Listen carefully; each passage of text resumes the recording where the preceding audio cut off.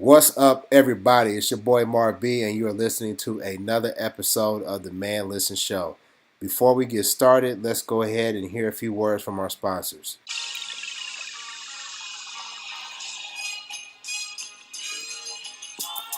The Man Listen Show is brought to you by the new album by Tony Emeralds, Retro, raw elements that radiate originality. Make sure you check out the new album from Tony Emeralds on iTunes, Google Play, and all of your other streaming applications.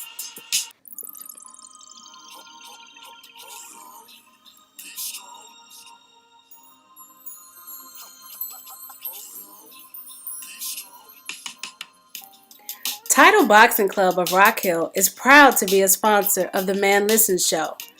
Title Boxing Club Rock Hill offers dynamic boxing and kickboxing classes for all. Check us out on Instagram, Facebook, and Twitter at TBC Rock Hill.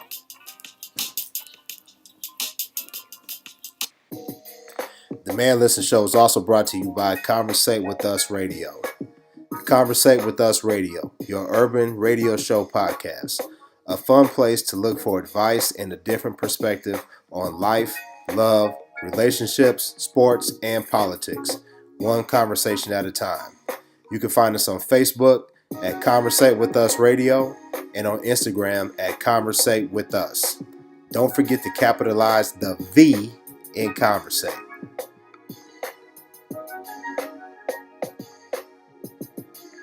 All right, we back to the show. So let me go ahead and introduce the crew. Start off with the ladies. C, how are you doing? Hey, what's good? I'm doing good. Appreciate it. Arika, how are things? I'm good. How are you? I'm doing good. Thank you for asking. And my boy Lab, last but not least, B Lab. What's up, bro? What's going on? How everybody doing today? Doing good, man. So today's show, we're going to talk about a few topics, but we're going to start off with Gucci. So last week, Gucci found itself in a bit of a controversy. Their black sweater, it's a black sweater that they released. If you pulled it up over the lower half of your face, it had a red outline on the sweater, and it was very similar to blackface. Many people called it out, and Gucci ended up pulling that sweater from its lineup. A lot of people weighed in. You saw many famous entertainers like 50 Cent burning a lot of his Gucci apparel. There were other people burning their Gucci apparel all over social media in protest to the designer line using blackface in one of its designs. The director, Spike Lee, said that he would not be supporting Gucci or Prada unless they decided to hire black designers to work for their company. So when we get started, ask the crew, what were your thoughts about when you saw this sweater? For me, I feel like we keep asking to be included, and maybe feeling a little militant because we watched Malcolm X yesterday. But I feel like we should just continue supporting black brands. I mean, why do we keep asking for Gucci and Prada and whoever to do right by us when there are so many artists who have never done us wrong? Why are we waiting on them to come up with this 5-point plan, which includes us bringing their name up to boycott them, bringing their name up to talk about the 5-point inclusion plan, and then bringing their name up to talk about whether or not they've done it or not? That's all free advertisement, when we could just focus on other brands who are more representative of what we're doing and what we're trying to do. And if we're trying to keep the black dollar circulating within our community as many times as we can, like we're supposed to be doing, we shouldn't be giving that much money to another company anyway. I don't understand paying $90 for a sweater anyway, but Well, I mean, that's me. If you get a $90 Gucci sweater, you definitely getting it on clearance. Yeah, You ain't getting the real Gucci. Yeah. You know what I'm saying? You're getting that on the corner in Peachtree in Atlanta. Well, see, I don't shop like that. I shop online. I get my stuff off of Amazon. Yeah. So, I might need to boycott them. So I need to black Amazon. Yeah. Well, if you got a $90 Amazon. If you got a $90 Gucci sweater on Amazon, you got that's for sure. But For sure. but I agree with you 1,000%. I definitely feel like instead of focusing so much energy on boycotting people who clearly have no regard for stuff that is offensive to us. It's really kind of a waste of energy. We should focus that energy on supporting people that look like us and who support us. So definitely agree with that. I didn't really understand.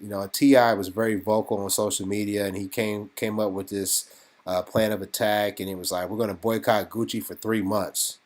I'm like, what is 3 months going to do? Like, what was the point of 3 months? And I posed the question, well, why not just take that energy to find black designers and make them hot? I don't understand. We control all the swag when it comes to music, athletics, fashion. Everybody wants to be like us, but too many of us are so in love with white people that we want to build them up, which I just don't understand. I mean, see, what do you think? I agree with Erika. I mean, instead of like boycotting Gucci and all those other brands, then why not just support black businesses? There's so many black designers out there that they can actually put their money into, and especially celebrities at that level, and actually showcase them. We just got to start supporting each other and doing what everybody else is doing. But I think that there's a mindset that needs to change with black people. You remember back, it had to be, what was it? When did Nelly come out with apple bottom jeans and all of that? When Master P came out, well, maybe that's not a good example. When P, 2000s. Yeah, around 2000, Rockaware. All yeah, that. yeah, John. yeah. But you remember people when all the hip hop labels were coming out with clothing, and then it got to be where like, nah, you wearing that, and you would get clowned if you were wearing like state property gear or Rockaware. I think the person that did fashion the best was Puffy with Sean John. I mean, he kept it pretty classy. But I'm a '90s dude. I came up in the '90s, so Carl Kanai, Cross Colors, that was hot gear, and there was a sense of pride in being black and supporting black people. Fubu has some dope gear. I'm starting to see a little bit of that coming back, like with the HBCU gear, seeing some people wear it, but it's just not as prevalent as I think it should be. I mean, Lav, what do you think? No, I agree with everyone else. Yeah, it needs to definitely be more prevalent. And similar to you, there was a time in the 90s where I had a bunch of Fat Farm and Carl Kanai and Pelly Pell, all those quote unquote hip hop labels that I used to rock it. But I think people started getting away from it because, I mean, as I got older, I know I didn't want to have a polo shirt on going to work with a big old RW for Rockaware, just, had that covers up half of the whole left side of my shirt. I didn't want that, Especially when we big dudes, that look like a billboard, right? Right. It looked like a real horse. I'm like, dang, He should look like a real horse. Ah, man, that's funny. That was a big polo and Beverly Hills polo, whatever. Yeah. But no, what's the knockout polo? What's the knockout polo? They got the real polo. Beverly Hills U.S. Polo U.S. Polo. U.S. Polo. Yeah, U.S. Polo. Yeah. But but no, I was saying also, like you said, you see it coming back with the HBCU gear. Also, I think that's something else we as the community have maybe dropped the ball on, is that we consistently teach our kids that they have to look for validation in somebody else, what someone else created, instead of being their own creators. And so we find ourselves, someone put it to me pretty interestingly, we're consumers and not producers. So as long as we're the consumers, we really have no control over what's being produced, or we have very minimal control over what's actually being produced. And we need to be more producers. And what's so sad about that is, we don't have a lot of the resources to produce things. Like, we don't have enough land to produce enough food to sustain the black community. We don't have the industry. But the one thing that we have control over is creativity, entertainment, fashion. Like I said, they want to be like us, and we're steadily trying to be like them and giving away our power. I think that we need to find a way to boycott in a smart way. I mean, support those who look like us. I'll give you an example. In the news recently, Colin Kaepernick, it came out that he settled with the NFL. Now, people speculate that the settlement amount was between 60 to 80 million dollars. But one of the things that rubbed me the wrong way, and I'll put this out there, I don't know how true it is, but there was a picture posted on TMZ with Colin and his legal team. Now there was some cutout or some Photoshop or some other dude in the picture. I don't know what that was about. But everybody else that he was with, and it seems like they were celebrating the settlement, they were all old white men. And my opinion on that was you couldn't have at least one black face in that legal team. You understand what I'm saying? Now, granted, now Rick, I'm gonna put you in here because you're the team attorney. Granted, maybe in that type of case law, labor case law, maybe there wasn't a black law firm that specialized in that.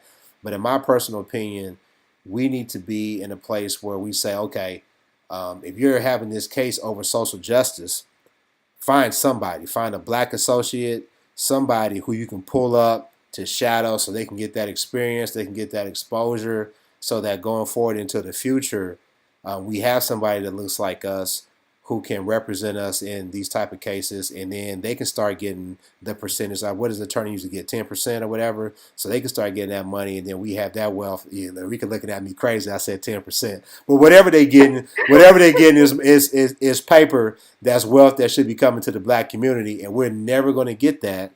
We're never going to get that if we're constantly shut out of those opportunities. And if you're creating that opportunity, Colin Kaepernick, because you want social justice, make the demand. I want somebody black on this case, as well as whoever else you have work on it. I mean, Enrica, what do you think? Am I off base? Give me your honest opinion. Oof. So I disagree with so much that was just said. So, like, for one, I disagree that we are consumers and not producers. I think that we are producers, but that what we haven't done is allowed our products to be accepted mainstream. Like he said, he didn't want to go into the mainstream workforce with those black products on his person because it's not accepted mainstream. So it's not that we aren't producing, products, it's that you haven't accepted them into the mainstream. And then there is a black attorney that specializes in every aspect of the law ever. There always is. There always is going to be. And we take at least a good 33%. Wow, man. Well, I wouldn't go either. 33? 33%? Listen, so, easy. And that's if you don't go to trial. Wow. You go to trial, you got to take at least 40%. Imagine working on a case for 2 years. Imagine working anywhere for 2 years and not getting paid. And you know what? I knew better because that's true. In my former life, I worked in insurance, so I knew 10% was. I'm thinking like sports agents when I was thinking of that low number. So yeah, you're right. But I'm glad that you put that out there because I made this point earlier this morning. I know you saw some of the back and forth on our Facebook page. You couldn't have at least one black face that was in there.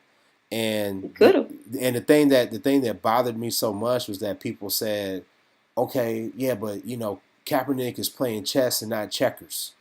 He's playing chess and not checkers, and it's a long game. I'm like, dude, you playing checkers.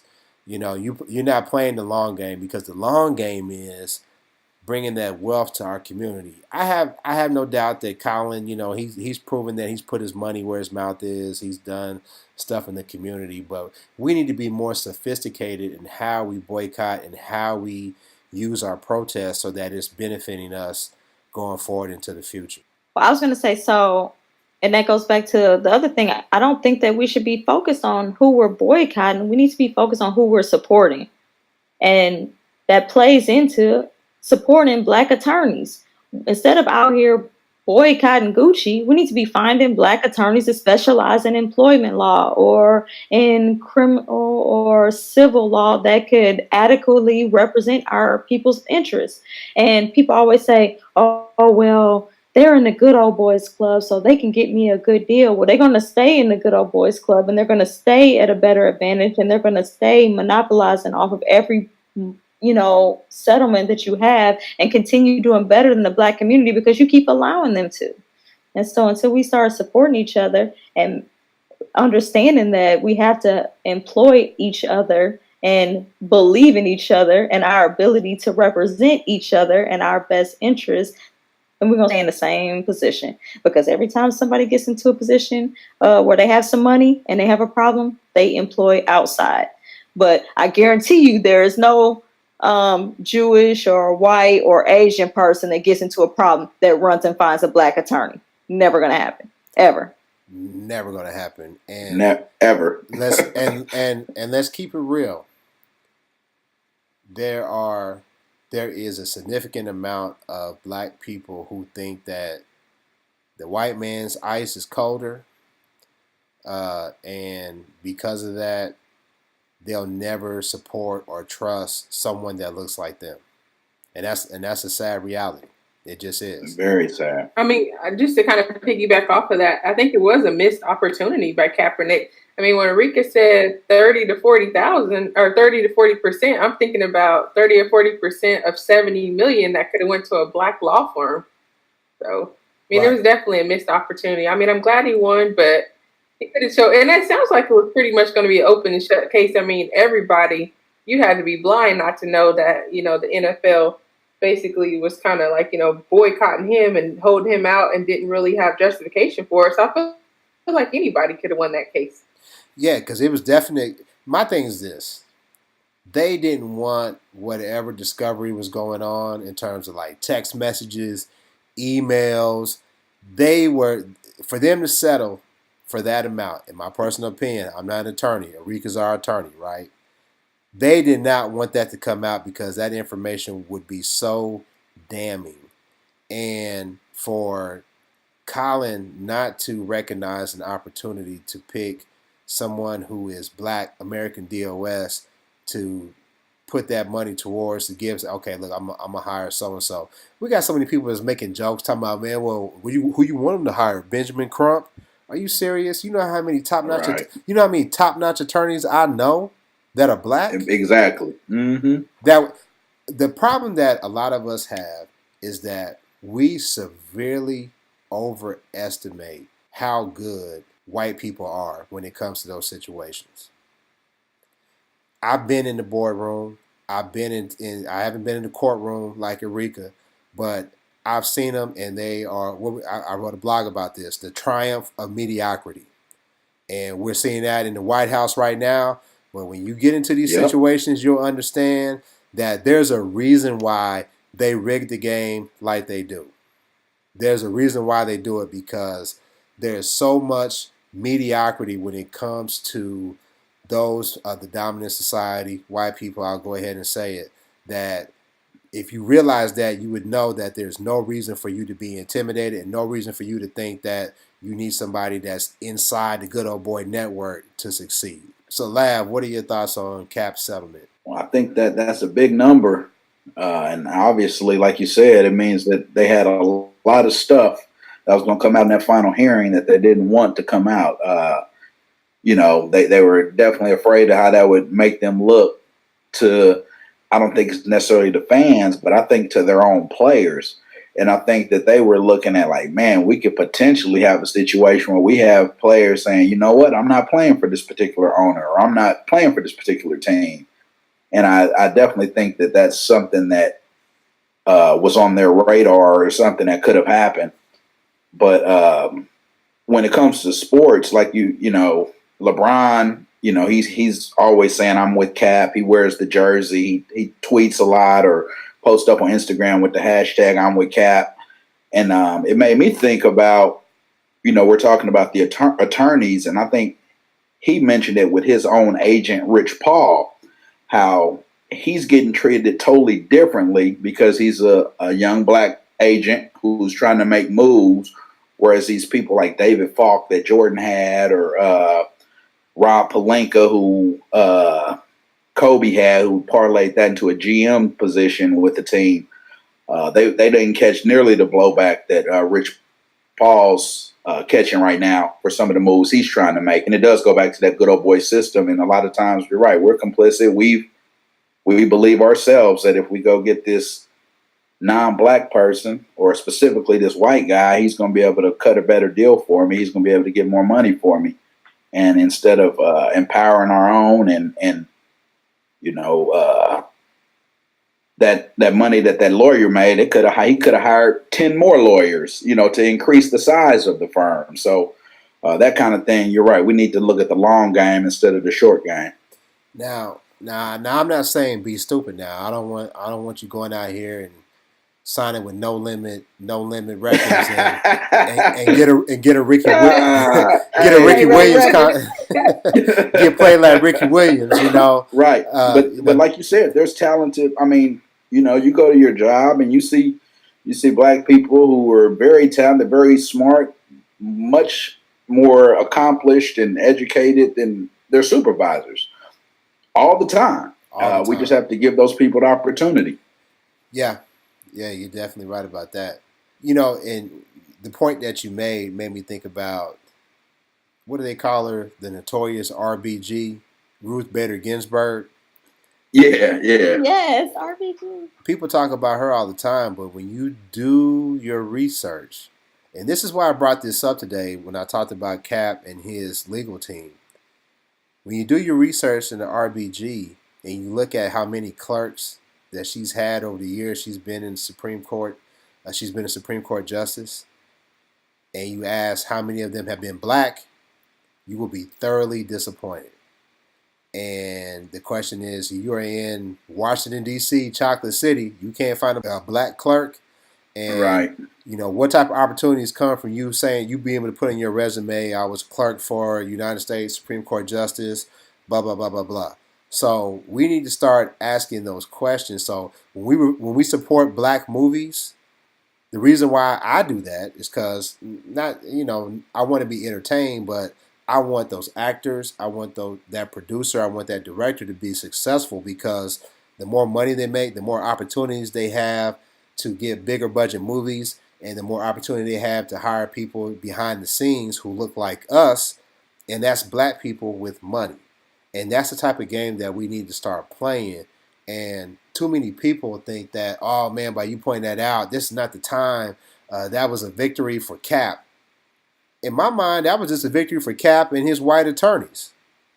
I mean, somebody, a victory for Cap. Yeah, a victory for Cap and his white attorneys. So I don't know. Y'all, anybody can jump in. I mean, if I'm off base, let me know. But what do you think? I mean, that was definitely a victory for Cap, but that's who it was supposed to be a victory for. People are like, why did Cap settle? Cap sued for the money. He settled for the money. Like, that was the beginning goal. That was the end goal. That was the end game. That was always the point of the whole lawsuit.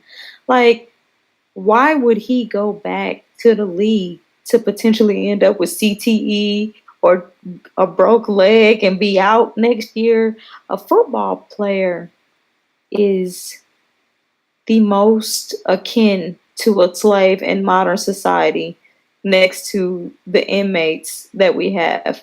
They literally line these men up and compare their physical attributes, their speed, their height, their strength, their ability, and decide how they want to trade them and pass them along and give them a minimal amount of money to keep them moving as long as they are physically capable. And as soon as they are no longer physically able to produce as they want them to produce, then they cut them.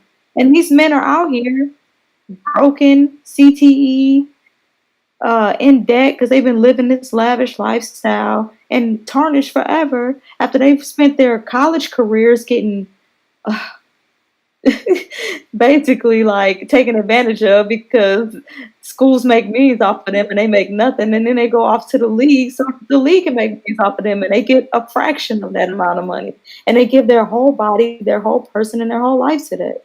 So I mean, I think that was a victory for Cap, so he can get out the game with money. But there's so many other people that don't have that victory. My boy Joe Byers said it best. He said it best today on one of my posts. He said, one of us got richer and the plantation game continues. Now I know a lot of people get mad when you make that comparison, but You read the book, $40 million Slaves. If you read the book, William Roden. Yeah, William Roden. Yeah, you That's read 100% true. you read Bill Roden's book, $40 million Slaves, and you can see how that analogy is apropos. So see, were you about to jump in? No, I was just thinking that it even starts before at the professional level, before they get up there. I mean, think about those college kids. Those basketball and football schedules are so rigorous, like they don't have time to actually study. So even college athletes, when they get degrees, if they even get them, it's not really a whole lot that they can get a return on their investment in, just because of practices and games and stuff like that. They just don't have the time, to put forth to get an actual degree that they would benefit from or their families will benefit from. But meanwhile, the coaches are allowed to send their kids to those schools for free for, generation after generation, to where they have time to actually spend on the degrees, and they're making millions of dollars. And the athletes graduate with nothing. There was an article that one of my homeboys sent to me, and it talked about how so many people are getting away from having their children play youth football because of the potential health hazards that it brings, and the reason why is because of the potential payout at the end of the road in terms of college education, and then if your child is good enough, probably NFL or some type of professional league. Other than that, but that all goes back to the things that we always talk about in terms of the racial wealth gap and us not having the money in place so that our children don't have to be put in that sort of precarious position that could cause their body harm playing a sport for somebody who doesn't care about them or their rights, like we saw with the NFL. But I just hope that people start thinking about this in a more sophisticated manner, because there's opportunities that we miss because we don't have people who are able to scale and to grow their business so that they can take advantage of contracts that may come up from the U.S. government. I think that's one of the main things that we have to look at. So even when we have a potential to resolve certain issues, what they do is they keep continuously throwing us a bone. So like with Flint, Michigan, there's been, I have no idea how much money has been thrown at fixing the water problem in Flint, Michigan. It should have been declared a national emergency years ago if we're going to go there. Right. But it wasn't. Right. It wasn't. But second, they've issued government contracts to multiple companies, top 20 companies getting a contract to fix the Flint, Michigan water situation, one black. So initially, there's this post going around. It's like, oh, black company receives this multi-million-dollar contract to fix Flint, Michigan's water. And I feel like that's that bone that we all like, oh, look, hey. Yeah, right. But what I did is before I got hype about it, I went and I looked to see how many companies total were given a contract, how much money total was given out, and compared to how much money was given to other white construction, water filtration, and the city, period, to fix a problem that the city started. Like, it's crazy. Like the proportion of money that one black company, one out of maybe 30 contractors, won. And only one. And here's the thing. Let's just go ahead and let's give them the benefit of the doubt and say that there wasn't enough black construction companies or water filtration or whatever was needed to do this job. Let's just say, okay, there's not.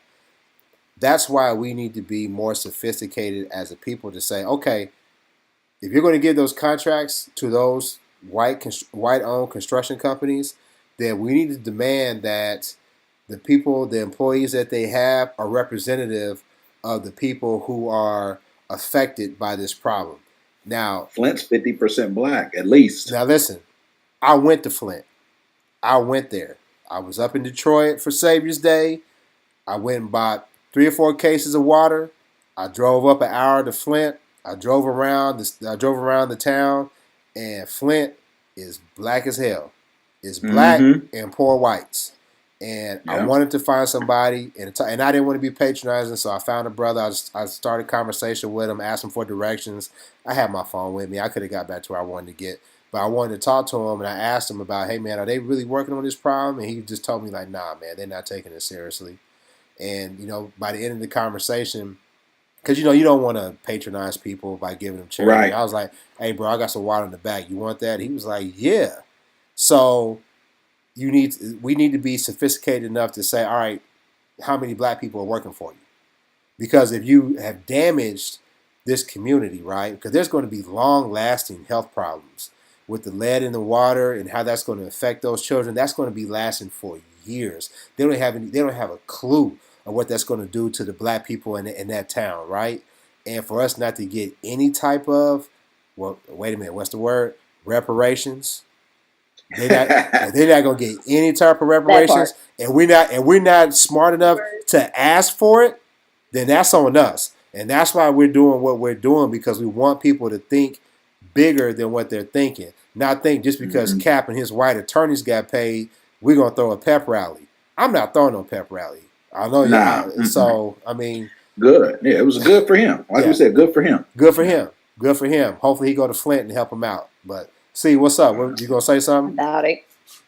No, I was going to say the same thing. I mean, it was good for Cap, and I think he will do a little bit with his money because he has, in the past. That'll help out the black community, but he definitely could have, did more by hiring a black law firm. But that's the same with the Flint firm. So what I was explaining to people in my immediate circle or family or whatever is what you don't understand is that's generational wealth. Yes. Absolutely. That Yeah. black firm that got that contract, that's millions of dollars. That's their kids going to better schools. Mhm. That's their kids now graduating with these Ivy League degrees or HBCU, whatever degrees without student loans. No debt. That's them hiring a bunch of their family members and being able to help out other family members. That's just generational wealth that we are talking about. And that's just one. Imagine if there were 2 or 3 out of the 30. Mhm. That's how you change things. Right. But we're so used to being thrown that one bone that we just jump for joy for that one. And they're going to keep giving us that one. We got to start fighting for, no, we need at least 10%. If you're giving out 30 contracts, I mean, you should be able to find at least, I don't do math, I don't know, maybe at least 3 black firms. Right. At least. I found At least it. 3. No, that's what I was going to say. I find it, being that I work, for a state government agency, there is the DBE. You have to hire a certain percentage of disadvantaged businesses or what have you when you have those contracts. And so what I've actually found out is that some of them, like they literally will have will be disadvantaged business or minority-owned business in name only. Like they may have one family member that's half black, or they find somebody who fits that disadvantaged community, and they'll basically on paper put them down as the owner of the business. They find them an Elizabeth Warren, a $5 right, exactly. That's when that one drop rule. That's what that one. Exactly. And so Pocahontas. And so they're. But hold on. Say that. Manipulate that. Hold on. Say that again. See. Say that again. They need to catch that. Go ahead. No, I was gonna say that's when that one drop rule works to their advantage. That's that was the reason for the one drop rule, because they did not want the advantages of whiteness being passed on to the son of to the offspring of the slave master. That's the whole reason why. That is the whole reason why. And you look at how black businesses, how many construction businesses or how many businesses were wiped out by white domestic terrorism that aren't in place to get the contracts that America's talking about, to get the contracts that you're talking about, Lav. And we got black people who had the nerve to say, we don't need reparations. No, you're right. Think about, and we're just talking about in the last 50 years. Just think about the last 50 years, where that would be our parents or grandparents, right?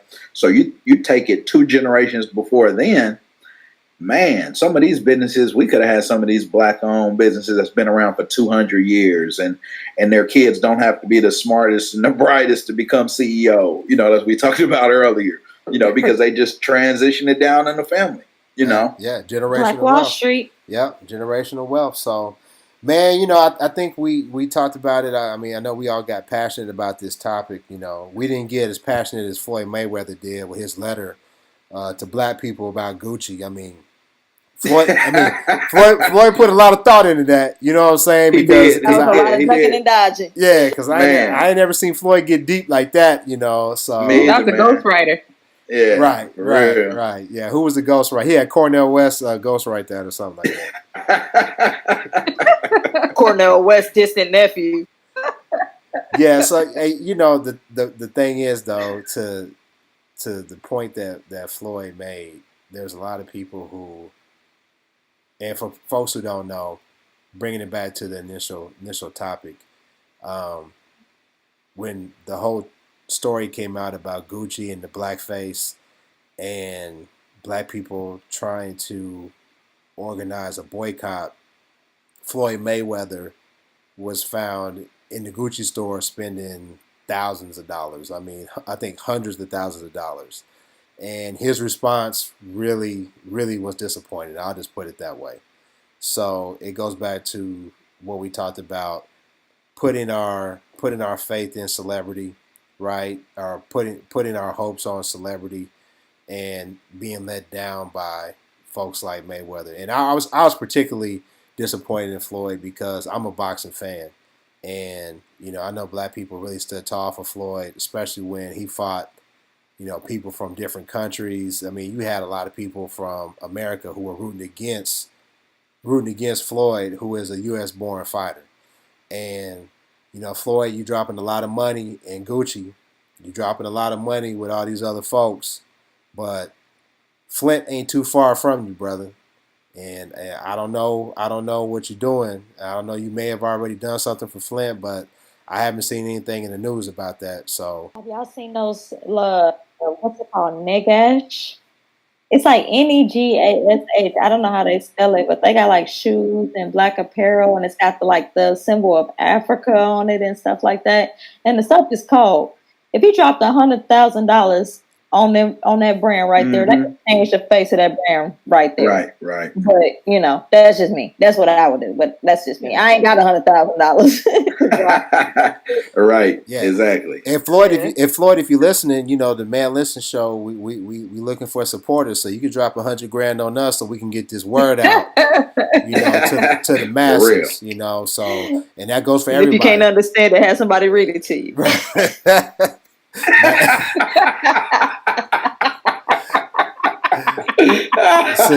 See, now Arika already dissing our potential sponsors, So I know, you done messed up the money. You done messed up the money. Right. Messed up the money. We was almost gonna do a commercial for the money team. Yeah. On that note, we're gonna go ahead and wrap it up. I mean, I appreciate everybody listening to us and continuing to support the show. Make sure you follow us on Instagram, on Twitter, and on Facebook. You can find us at @manlistenshow. You can subscribe to the show on SoundCloud, YouTube, iTunes, and Google Play. We'll post the show on all of our platforms. Make sure you give us some feedback. And if you want to support the show, hit us up on our inbox, and we'll give you the rates. And, support black media. We want to be supported by our people because we want to be unbought and unbossed. So with that being said, we'll holla at you. Peace. Peace. Holla. Peace.